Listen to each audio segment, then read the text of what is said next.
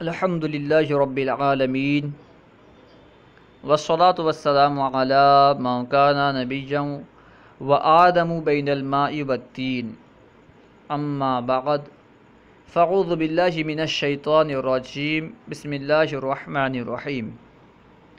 آج ہم انشاءاللہ عز و جل فارسی کی پہلی میں جو نامہ خسروان نامی کتاب سے منتخب کچھ عبارات یہاں پہ لائی گئی ہیں اسے پڑھیں گے۔ تو آئیے شروع کرتے ہیں۔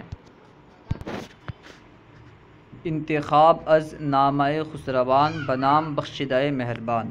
نامہ خسروان ایک کتاب کا نام ہے، انتخاب یعنی چننا، بنام بخشدہ مہربان، بخشدہ مہربان کے نام سے، یعنی اس کا مفہوم یہ ہے کہ انتخاب از نامہ خسروان، نامہ خسروان نامی کتاب سے منتخب، بنام بخشدہ مہربان جو بخشدہ مہربان کے نام سے ہے، یعنی نامہ خسروان نامی کتاب سے جو انتخاب کیا گیا ہے، چنا گیا ہے، اس کا نام بخشدہ مہربان رکھا گیا ہے،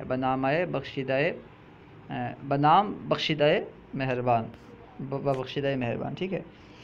دیکھیں، در ہنگام مرگ از سکندر پرسیدند۔ ہنگام کہتے ہیں وقت کو، مرگ یعنی موت۔ در ہنگام مرگ یعنی موت کے وقت میں از سکندر سے پرسیدند لوگوں نے پوچھا، سوال کیا۔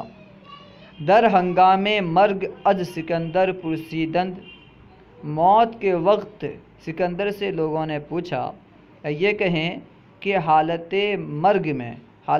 مرض میں یا نزعہ کی حالت میں لوگوں نے سکندر سے پوچھا، کیا پوچھا؟ در این زندگانی یہ اندک چگونا جہاں زیر دست کر دی۔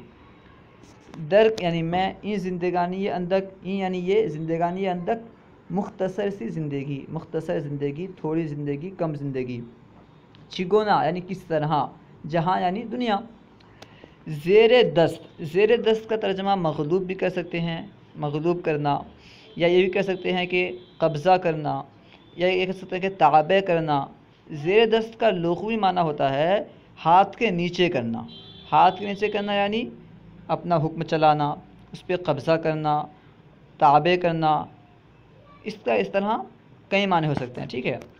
زیر دست کر دی، اپنے ہاتھ کے نیچے کیا، یعنی مغلوب کیا، قبضہ کیا۔ تو دیکھیں کیا سوال کیے لوگوں نے، در این زندگانی یہ اندک چگونا جہاں زیر دست کر دی، اس مختصر سی زندگی میں تو نے کس طرح دنیا کو مغلوب کیا، تو نے کس طرح دنیا کو قبضہ میں کیا۔ در این زندگانی یہ اندک چگونا جہاں زیر دست کر دی، اس مختصر سی زندگی میں کس طرح تو نے دنیا کو قبضے میں کر لیا۔ گفت، سکندر کہتا ہے، با دو کام کے ذریعے۔ سکندر جو تھا نا، یہ روم کا ایک بادشاہ تھا جو تقریباً پورے دنیا میں حکومت کرتا تھا، ٹھیک ہے۔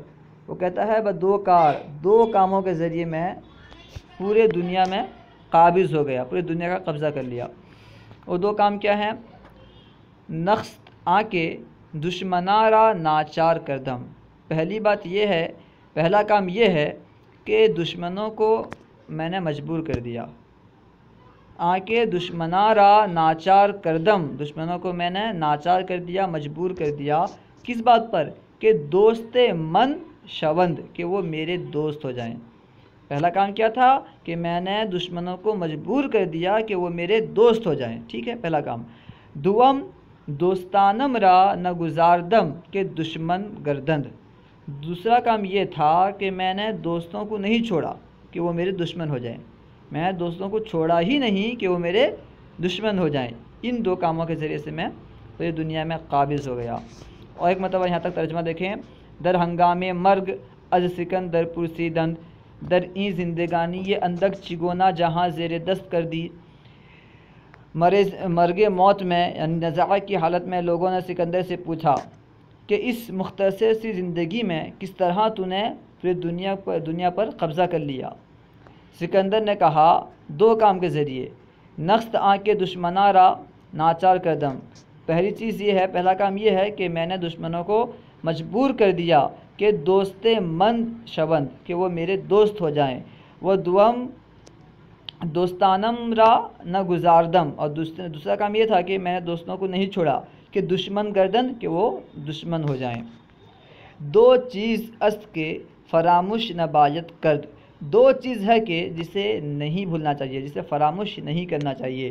دو چیز است کے فراموش نہ باید کرد، دو چیز ایسے ہیں جنہیں نہیں بھولنا چاہیے۔ ایک خدا دوم مرگ، ایک خدا دوسرا موت، یعنی ان دونوں کو نہیں بھولنا چاہیے، خدا تعالیٰ کو اور موت کو۔ بندہ خدا کو یاد رکھے گا تو نیکی کرے گا، جانتا ہے کہ میرا خدا مجھے دیکھ رہا ہے، خدا نے نیکی کا حکم دیا ہے، نیکی کرے گا، گناہ سے بچے گا۔ اسی طرح موت بھی ہے، جو بندہ موت کو یاد رکھے گا تو جانتا ہی ہے کہ مجھے مرنا ہی ہے، مجھے مرنا ہی ہے، یہاں رہنا نہیں ہے، تو وہ یہاں فانی زندگی پر دل نہیں لگائے گا اور اس کے خاطر جھوٹی بات کہہ کے نہیں کمائے گا، یعنی گناہ سے بچتا رہے گا، ٹھیک ہے۔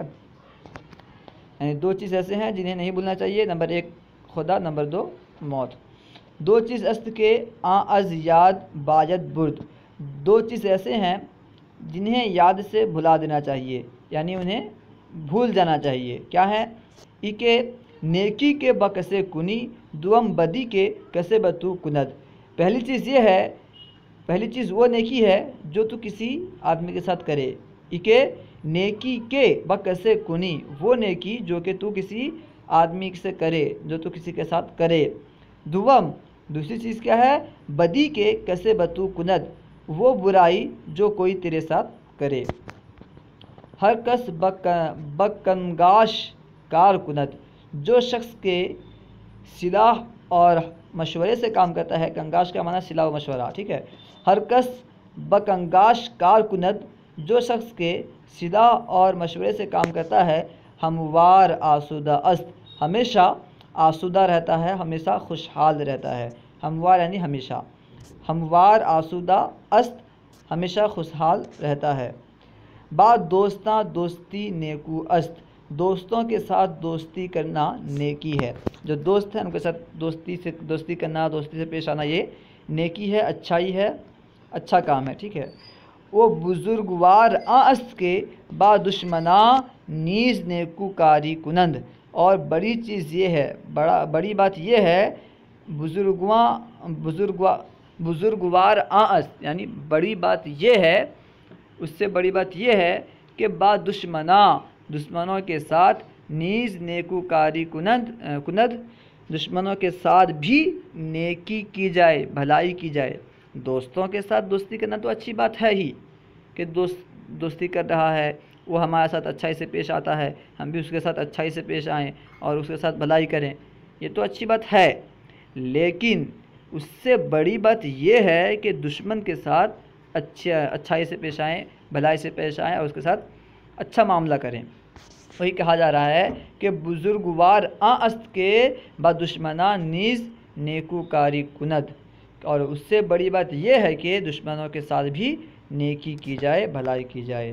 ہر کس کے با برادران دشمنی کند، سزاوار برادری نیست، جو شخص کے بھائیوں کے ساتھ دشمنی کرتا ہے، ہر کس کے با برادران، جو شخص کے بھائیوں کے ساتھ دشمنی کند، دشمنی کرتا ہے، سزاور برادری یعنی بھائی چارگی کے لائق نصف نہیں ہے، سزاور برادری نصف بھائی چارگی کے لائق نہیں ہے،